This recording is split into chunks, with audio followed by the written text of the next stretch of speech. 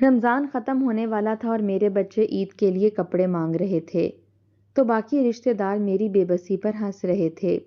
تبھی میں روزہ رکھ کر گھر سے نکل گئی اور سڑک سے کچرا اٹھانے لگی، تو کچرے سے مجھے ایک بچہ زخمی ملا، تو میں اسے ہسپتال لے گئی اور جو کچرے کے پیسے ملے تھے وہ اس کی دوائی پر لگ گئے۔ اور جب شام کو خالی ہاتھ گھر لوٹی تو بچے عید کے لیے کپڑے مانگنے لگے۔ تبھی دروازے پر دستک ہوئی تو میری آنکھیں پھٹی کی پھٹی رہ گئیں۔ اس بچے کے والدین باہر۔ اماں، ہمارے لیے عید کے کپڑے کب لاؤ گی؟ اب تو رمضان بھی ختم ہونے پر ہے، 2 دن بعد عید ہے اور ہمارے پاس کپڑوں تک کا انتظام نہیں ہے، میری چھوٹی بیٹی میرے پاس آ کر سوال کرنے لگی۔ میں نے بے بسی سے اس کے چہرے کی طرف دیکھا۔ اس کے ان معصوم سوالوں کا میرے پاس کوئی جواب نہیں تھا۔ ہر بچے نے اپنے لیے خوبصورت کپڑے خرید لیے تھے اور ایک دوسرے کو دکھا بھی دیے تھے، مگر میرے بچے اس چھوٹی سی چھوٹی خوشی سے بھی محروم تھے۔ سال میں ایک بار عید آتی تھی، لیکن اس کے باوجود انہیں عید پر نئے کپڑے تک نہیں ملتے تھے۔ بے بسی کے شدید احساس کے ساتھ میری آنکھوں سے آنسو بہنے لگے۔ کاش مجھ میں اتنی استطاعت ہوتی کہ میں اپنے بچوں کے لیے عید کے کپڑے خرید سکتی۔ میں نے اپنی بیٹی کو سینے سے لگایا اور اس کے بالوں پر ہاتھ پھیرتے ہوئے اسے بہلانے کی کوشش کی، لیکن اس کے سوال میرے دل میں تیر کی طرح چبھ رہے تھے۔ وہ معصومیت سے بار بار یہی پوچھ رہی تھی کہ سب بچوں کے پاس نئے کپڑے ہیں، ہمارے پاس کیوں نہیں؟ میرے پاس کوئی جواب نہیں تھا۔ میں صرف اسے چپ کروانے کے لیے جھوٹی تسلیاں دیتی رہی کہ انشاءاللہ اس بار بھی اللہ کوئی راستہ نکال دے گا، مگر اندر ہی اندر میں خود ٹوٹ رہی تھی۔ شام کو میرے دیور کے گھر میں افطاری تھی۔ میں نے اپنے بچوں کے سب سے صاف ستھرے کپڑے نکالے اور انہیں پہنا دیے، وہ کپڑے جو کئی بار دھل چکے تھے اور اپنی چمک کھو چکے تھے، مگر میرے پاس اس کے علاوہ کوئی اور چارہ نہیں تھا۔ بچوں نے بھی خاموشی سے وہی کپڑے پہن لیے، شاید وہ بھی حالات کو سمجھنے لگے تھے۔ جب ہم تقریب میں پہنچے تو میری شرمندگی کی کوئی حد نہ رہی۔ میرے بچوں کے سب سے اچھے کپڑے بھی وہاں موجود رشتہ داروں کے بچوں کے کپڑوں میں سب سے برے محسوس ہو رہے تھے۔ میرے بچوں کے چہرے اتر گئے تھے۔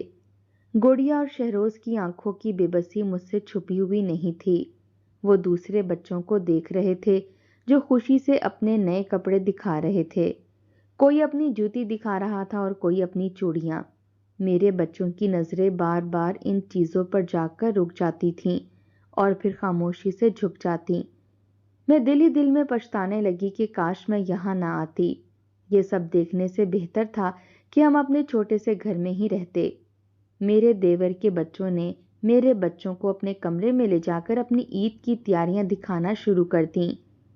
رنگ برنگے کپڑے، جوتے، کھلونے اور دیگر چیزیں دیکھ کر میرے بچوں کے دل بھر آئے۔ وہ کچھ دیر تک خاموشی سے سب دیکھتے رہے اور پھر باہر نکل آئے۔ ان کے چہروں پر وہی اداسی تھی جو میرے دل میں تھی۔ افطار کا وقت ہو رہا تھا، سب ایک دسترخوان پر بیٹھ گئے۔ میرے بچے میرے پاس آ کر بیٹھ گئے اور اچانک اونچی آواز میں کہنے لگے کہ ماما، ہمیں بھی اچھے کپڑے دلاؤ، ہمیں بھی وہ سب چیزیں چاہیے۔ ان کی آواز میں ضد کم اور درد زیادہ تھا۔ ان کے الفاظ سن کر میرا دل ٹوٹ گیا۔ میری آنکھوں سے آنسو نکلنے کو تھے، مگر میں نے خود کو سنبھالا۔ وہاں موجود لوگوں میں سے کسی ایک نے بھی میرے بچوں کو پیار سے نہیں دیکھا، بلکہ کچھ لوگ ہنسنے لگے، کچھ نے طنزیہ انداز میں ایک دوسرے کی طرف دیکھا۔ مجھے ایسا لگا جیسے ہم کسی محفل میں نہیں بلکہ تماشا بن کر رہ گئے ہیں۔ میں نے جیسے تیسے بچوں کو چپ کروایا اور افطاری مکمل کی، ان کو بہلایا پھسلایا اور جلدی سے وہاں سے نکل آئی۔ گھر آ کر میں نے دروازہ بند کیا اور بچوں کو سلا دیا۔ جیسے ہی وہ سوئے میری ہمت جواب دے گئی اور میں پھوٹ پھوٹ کر رونے لگی۔ ساری رات میں روتی رہی، مجھے نیند نہیں آئی۔ میں بس یہی سوچتی رہی کہ میں کیسی ماں ہوں جو اپنے بچوں کی چھوٹی سی خوشی بھی پوری نہیں کر سکتی۔ صبح میں نے روزہ رکھا اور دل ہی دل میں ایک فیصلہ کر لیا کہ چاہے کچھ بھی ہو جائے میں اپنے بچوں کے لیے عید کے کپڑے ضرور لاؤں گی۔ میں نے بچوں کو سحری کے وقت اٹھایا، انہیں ناشتہ کروایا اور پھر انہیں دوبارہ سلا دیا۔ اس کے بعد میں گھر سے نکل آئی۔ میرے قدم بھاری تھے مگر ارادہ مضبوط تھا۔ میں سڑک پر پہنچی اور کچرا چننے لگی۔ یہ کام میرے لیے نیا تھا مگر مجبوری نے مجھے سب کچھ سکھا دیا تھا۔ میں ہر ڈھیر کے پاس جا کر چھانٹی کرتی اور اس میں سے بکنے کی قابل چیز نکالتی۔ پلاسٹک کے ٹکڑے، لوہے کے چھوٹے پرزے اور دیگر چیزیں جو چند روپے میں بک سکتی تھیں۔ دھوپ تیز تھی اور بھوک بھی شدت سے محسوس ہو رہی تھی، مگر میں نے رکنا مناسب نہ سمجھا۔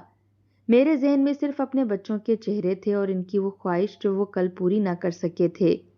ایک دو بار میں گھر بھی گئی اور بچوں کو دیکھ کر واپس آ گئی۔ میں نے انہیں پڑوس والی خالہ حمیدہ کے حوالے کر دیا تھا۔ وہ خود بھی غریب تھیں مگر دل کی بہت اچھی تھیں۔ وہ اکثر میری مجبوری کو سمجھتی تھیں اور میرے بچوں کا خیال رکھ لیتی تھیں۔ میں ان کی شکر گزار تھی کہ اس مشکل وقت میں وہ میرا سہارا بنی ہوئی تھیں۔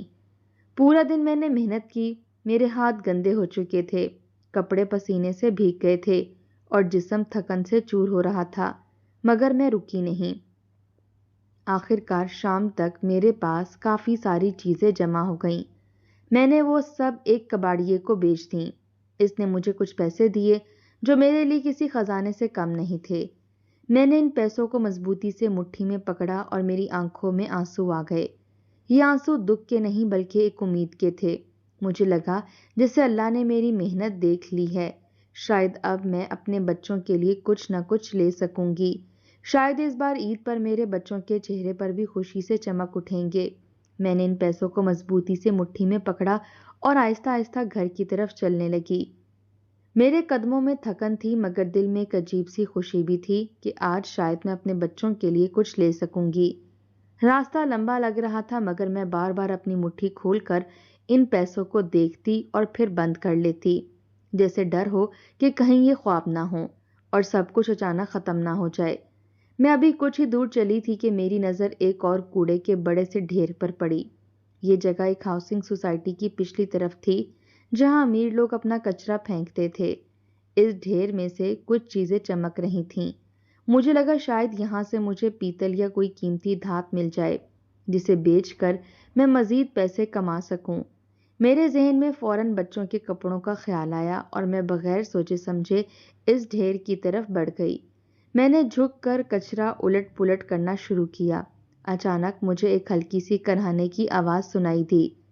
پہلے تو میں چونکی، پھر غور سے سنا تو آواز واقعی کسی بچے کی لگ رہی تھی۔ میرا دل تیزی سے دھڑکنے لگا۔ میں نے جلدی جلدی کچرا ہٹانا شروع کیا اور پھر جو منظر میرے سامنے آیا اسے دیکھ کر میرے ہاتھ کانپنے لگے۔ وہاں ایک ننھا سا بچہ پڑا تھا، بمشکل 5 یا 6 مہینے کا۔ اس کا جسم گندگی سے بھرا ہوا تھا اور اس کی سانسیں بہت ہلکی ہلکی چل رہی تھیں۔ اس کا چہرہ زرد پڑ چکا تھا اور جسم پر جگہ جگہ سرخی اور دانے نکلے ہوئے تھے، جیسے اسے کوئی شدید انفیکشن ہو گیا ہو۔ اس کے پاس سے بدبو بھی آ رہی تھی۔ مجھے فوراً اندازہ ہو گیا کہ یہ بچہ کئی گھنٹوں سے یہاں پڑا ہوا ہے اور گندگی کی وجہ سے اسے انفیکشن ہو چکا ہے۔ شاید انفیکشن یا نمونیا جیسی کوئی خطرناک بیماری اس کے جسم میں پھیل رہی تھی۔ میرا دل زور زور سے دھڑکنے لگا۔ میں نے فوراً اسے اٹھایا اور بے ہوش تھا وہ، مگر اس کی سانسیں چل رہی تھیں۔ میں نے گھبرا کر ادھر ادھر دیکھا اور قریب سے گزرنے والے لوگوں کو آواز دی کہ کیا یہ بچہ کسی کا ہے، مگر سب نے بے حسی سے انکار کر دیا۔ کسی نے کہا ہمیں نہیں معلوم اور کوئی بغیر رکے آگے بڑھ گیا۔ مجھے ان لوگوں کی بے حسی پر حیرت بھی ہوئی اور دکھ بھی۔ میں نے وقت ضائع کرنا مناسب نہ سمجھا اور بچے کو اپنے سینے سے لگایا اور تیزی سے ہسپتال کی طرف بھاگنے لگی۔ روزے کی حالت میں بھاگنا میرے لیے بہت مشکل تھا، مگر اس وقت مجھے اپنی نہیں اس بچے کی فکر تھی۔ میرے ذہن میں صرف یہی تھا کہ اگر میں نے دیر کر دی تو شاید یہ بچہ زندہ نہ بچ سکے۔ کچھ ہی دیر میں ہسپتال پہنچ گئی۔ وہاں جا کر میں نے جلدی سے ڈاکٹر کو آواز دی۔ ڈاکٹر نے بچے کو دیکھا تو فوراً اسے ایمرجنسی میں لے جایا گیا۔ انہوں نے بتایا کہ بچے کو شدید انفیکشن ہو چکا ہے۔ گندگی میں پڑے رہنے کی وجہ سے اس کے جسم میں بیکٹیریا پھیل گئے ہیں اور اگر فوراً علاج نہ کیا گیا تو اس کی جان جا سکتی ہے۔ یہ سن کر میرے ہاتھ پاؤں ٹھنڈے پڑ گئے۔ میں دروازے کے باہر کھڑی دعا کرتی رہی کہ اللہ اس بچے کو زندگی دے دے۔ کچھ دیر بعد نرس باہر آئی اور اس نے کہا کہ دوائیاں اور انجیکشن فوراً لینے ہوں گے۔ میں نے بغیر کچھ سوچے اپنی مٹھی کھولی اور سارے پیسے اس کے ہاتھ پر رکھ دیے۔ وہی پیسے جو میں نے اپنے بچوں کے لیے جمع کیے تھے۔ ایک لمحے کے لیے میرے دل میں خیال آیا، مگر اگلے ہی لمحے میں نے اسے جھٹک دیا۔ اس وقت ایک جان بچانا زیادہ ضروری تھا۔ میں نے ساری دوائیاں خریدیں اور ڈاکٹر کے حوالے کر دیں۔ کافی دیر کے بعد ڈاکٹر باہر آیا اور اس نے بتایا کہ بچے کی حالت اب کچھ بہتر ہے، مگر اسے ابھی نگرانی میں رکھنا ہوگا۔ میں نے سکون کا سانس لیا۔ میری آنکھوں میں آنسو آ گئے، مگر اس بار یہ آنسو اطمینان کے تھے۔ میں وہیں بیٹھی بچے کے ہوش میں آنے کا انتظار کر رہی تھی کہ اچانک ایک سادہ سے حلیے کا آدمی ہسپتال میں گھبرایا ہوا داخل ہوا۔ اس کے چہرے پر پریشانی صاف نظر آ رہی تھی۔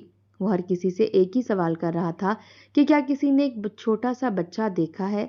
میں فوراً اس کے پاس گئی اور اسے ساری بات بتائی۔ وہ آدمی میری بات سنتے ہی رونے لگا۔ اس کی حالت دیکھ کر مجھے یقین ہو گیا کہ وہ سچ کہہ رہا ہے۔ میں اسے ڈاکٹر کے پاس لے گئی۔ جب اس نے اپنے بچے کو دیکھا تو اس کی آنکھوں سے آنسو بہنے لگے۔ وہ بار بار میرا شکریہ ادا کر رہا تھا۔ میں نے بس اتنا کہا کہ یہ سب اللہ کا کرم ہے۔ میں نے بچے کو اس کے حوالے کیا اور دل ہی دل میں دعا کی کہ اللہ اس بچے کو مکمل صحت یابی دے۔ اب میرے پاس کچھ بھی نہیں تھا، نہ پیسے اور نہ ہی امید۔ میں تھکے ہوئے قدموں کے ساتھ گھر کی طرف چلنے لگی۔ راستہ پہلے سے بھی زیادہ لمبا لگ رہا تھا۔ میرے ذہن میں بار بار بچوں کے چہرے آ رہے تھے، ان کی امید بھری آنکھیں اور عید کے کپڑوں کی خواہش مجھے اندر سے توڑ رہی تھی۔ جب میں گھر پہنچی تو میرے بچے دوڑ کر میرے پاس آئے۔ ان کی آنکھوں میں چمک تھی، وہ امید سے میری طرف دیکھ رہے تھے، جیسے میں ان کے لیے دنیا بھر کی خوشیاں لے کر آئی ہوں۔ مگر جب انہوں نے میرے ہاتھ خالی دیکھے تو ان کے چہرے آہستہ آہستہ بجھنے لگے۔ گڑیا نے دھیمی آواز میں پوچھا کہ اماں، ہمارے کپڑے کہاں ہیں؟ میں خاموش کھڑی رہی۔ میرے پاس کوئی جواب نہیں تھا۔ شہروز نے بھی اداس نظروں سے میری طرف دیکھا اور کچھ کہے بغیر ایک طرف جا کر بیٹھ گیا۔ ان کے چہروں کی وہ اداسی میرے دل کو چیر کر رکھ گئی۔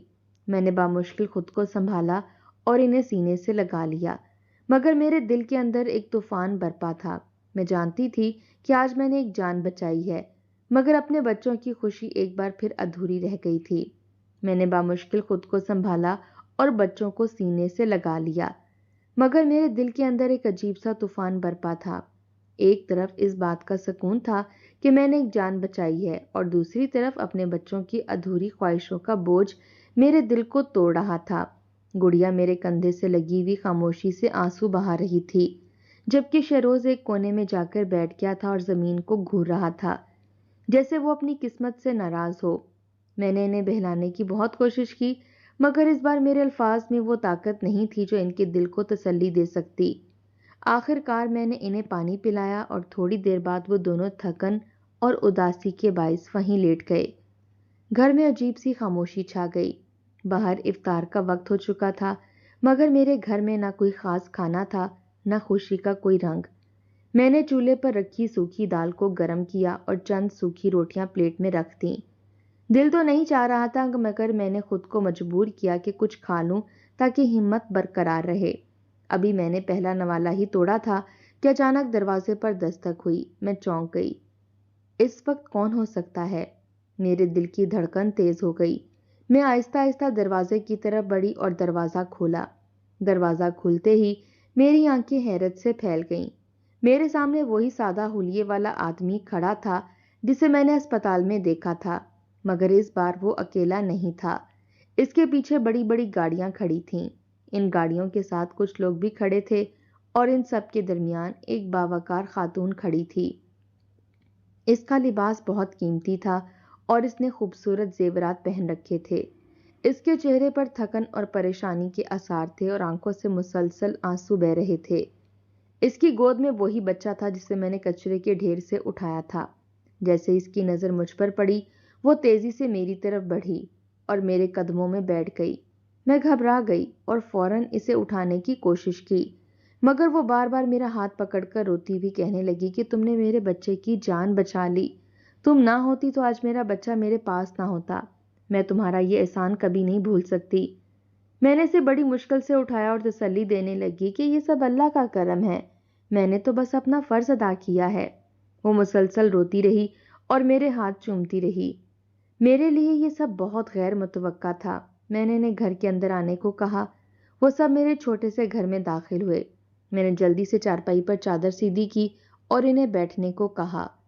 مجھے بہت شرمندگی ہو رہی تھی۔ میں نے جھجکتے ہوئے کہا کہ میرے گھر میں ایسا کچھ بھی نہیں ہے جو میں آپ کی خدمت میں پیش کر سکوں، بس تھوڑی سی دال اور سوکھی روٹی ہے، اگر آپ کہیں تو لے آؤں؟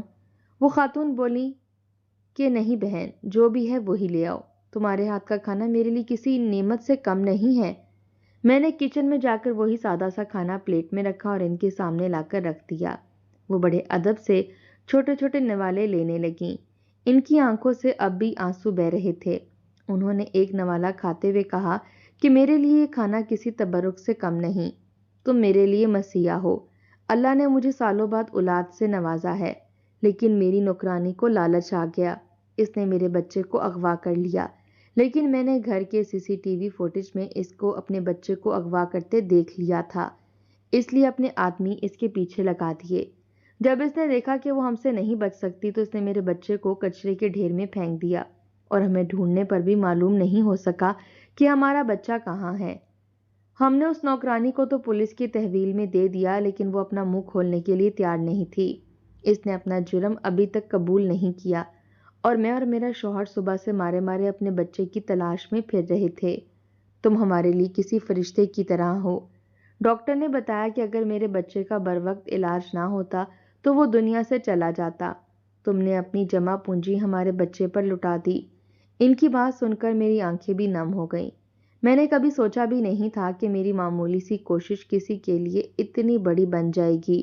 پھر اس خاتون نے اپنے ساتھ آئے آدمی کو اشارہ کیا، وہ فوراً باہر گیا اور کچھ ہی لمحوں میں گاڑی سے بہت سارا سامان اٹھا کر اندر لے آیا۔ میں حیران ہو کر دیکھتی رہ گئی۔ اس میں طرح طرح کے کھانے پینے کی اشیاء تھیں، پھل تھے، مٹھائیاں تھیں، راشن کے تھیلے تھے، اور نہ جانے کیا کیا تھا۔ میری آنکھوں میں آنسو آ گئے، میں نے کبھی ایک ساتھ اتنا سامان نہیں دیکھا تھا۔ پھر اس آدمی نے اپنی جیب سے نوٹوں کا ایک بڑا سا بنڈل نکالا اور میری طرف بڑھا دیا۔ میں گھبرا گئی اور پیچھے ہٹ گئی، مگر اس نے نرمی سے کہا کہ یہ ہماری طرف سے ایک چھوٹا سا تحفہ ہے، میں نے اپنے بندے سے آپ کے حالات کے بارے میں معلوم کروایا ہے، آپ یہ رکھ لیں اور اپنے بچوں کی ضروریات پوری کریں۔ ہم آپ کا احسان کبھی نہیں اتار سکتے، مگر یہ ہماری طرف سے ایک معمولی سی کوشش ہے۔ میری آنکھوں سے آنسو بہنے لگے۔ میں نے کانپتے ہاتھوں سے وہ پیسے لے لیے۔ میرے دل میں شکر کا ایک طوفان امڈ آیا۔ میں نے بار بار ان کا شکریہ ادا کیا۔ وہ خاتون میرے بچوں کے پاس گئی اور ان کے سروں پر ہاتھ پھیرنے لگی۔ گڑیا اور شیروز حیرت سے یہ سب دیکھ رہے تھے۔ انہوں نے میرے بچوں کو پیار کیا اور دعا دی۔ پھر کچھ دیر بعد وہ لوگ واپس جانے لگے۔ جاتے ہوئے وہ خاتون ایک بار پھر میرے گلے لگی اور کہا کہ تم نے آج مجھے زندگی کی سب سے بڑی خوشی دی ہے۔ ان کے جانے کے بعد میں کافی دیر تک وہیں کھڑی رہی۔ مجھے یقین ہی نہیں آ رہا تھا کہ یہ سب حقیقت ہے۔ میرے بچے خوشی سے اچھل رہے تھے۔ ان کی آنکھوں میں وہی چمک واپس آ چکی تھی جو میں نے صبح دیکھی تھی۔ اگلے دن میں نے سب سے پہلے اپنے بچوں کے لیے نئے کپڑے خریدے، گڑیا کے لیے خوبصورت جوڑا اور شہروز کے لیے نیا سوٹ لیا۔ جب انہوں نے وہ کپڑے پہنے تو ان کی خوشی دیکھ کر میری ساری تھکن دور ہو گئی۔ میں نے بھی اپنے لیے ایک سادہ سا جوڑا لے لیا۔ اس بار ہماری عید واقعی عید لگ رہی تھی۔ گھر میں راشن بھی تھا، خوشی بھی تھی، اور سب سے بڑھ کر دل میں شکر تھا۔ میں نے آسمان کی طرف دیکھ کر دل ہی دل میں کہا، یا اللہ تیرا شکر ہے، تو نے میری ایک چھوٹی سی نیکی کو میرے بچوں کی خوشی کا ذریعہ بنا دیا۔ وہ رقم میری نیکی کا معاوضہ نہیں تھی، شاید اللہ کی طرف سے میری مدد تھی۔